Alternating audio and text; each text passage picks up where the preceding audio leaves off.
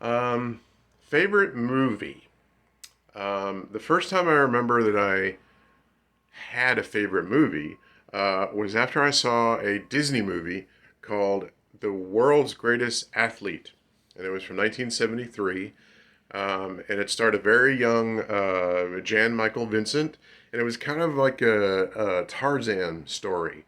They find this person in the jungle, they bring him back to America, and he becomes this huge track star. It's kind of and it's weird because it's not on Disney Plus. It's one of the few that of the classics that's not on Disney Plus. So there may be some things that are not like racial insensitivities in it that I probably didn't get when I was 9 years old in 1973, 50 years ago. 50 years ago? Oh, wow. Anyway, so but I remember seeing that, and it's funny. You can't find it. You can't find it anywhere. So there's got to be something wrong with it. Um, but I didn't see any of that. I just thought it was wonderful. So that I remember thinking that's my favorite movie.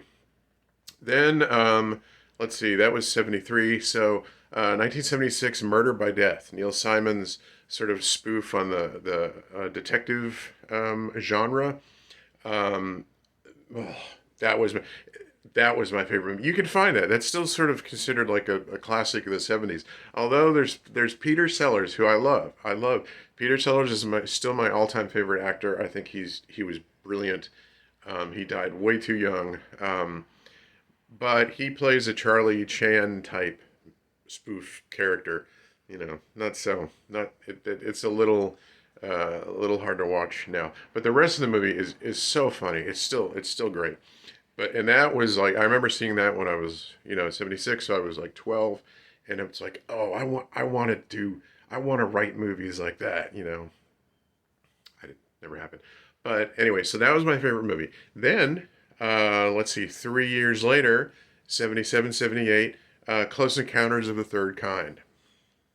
I That movie made more of an impression on me than Star Wars did, like, a year earlier, or the same year. I guess it came out in January 78, uh, technically. So, um, uh, that movie just, it made me so emotional, and it was just so brilliantly filmed and just beautiful, and the message was so nice and positive, and still it's one of my favorites now, and I lose it every time I watch that movie.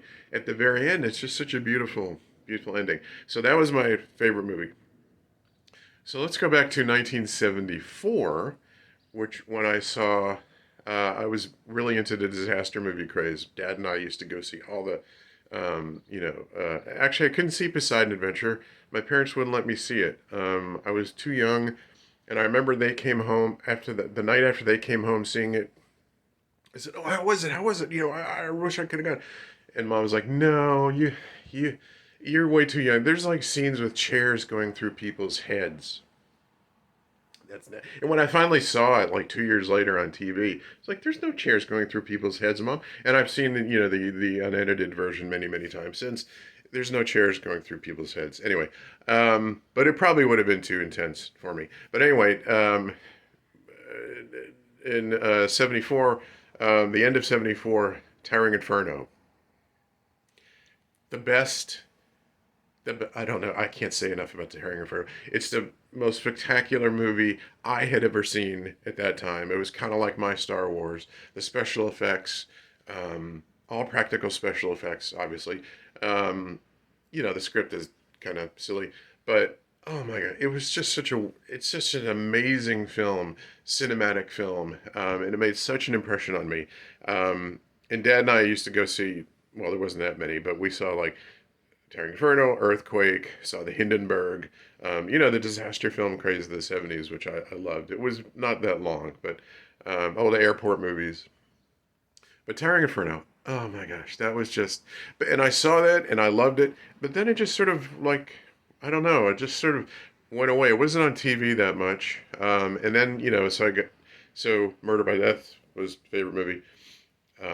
Close Encounters, favorite movie. And then I saw Towering Inferno again. I went, oh no, that's got to be my favorite movie.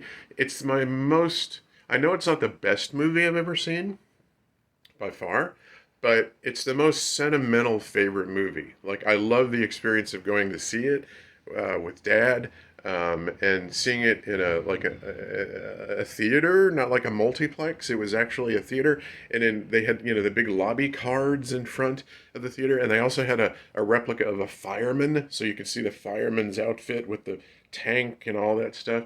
It was such an experience, and it was just such a that movie stayed with me. And I remember us driving to the theater, and Have You Never Been Mellow by Olivia Newton-John was a big hit then. This is probably, I don't know, January 75.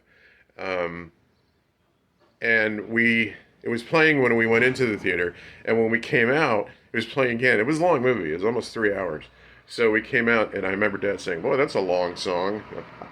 Because it's a 3 hour song, but it wasn't a 3 hour song.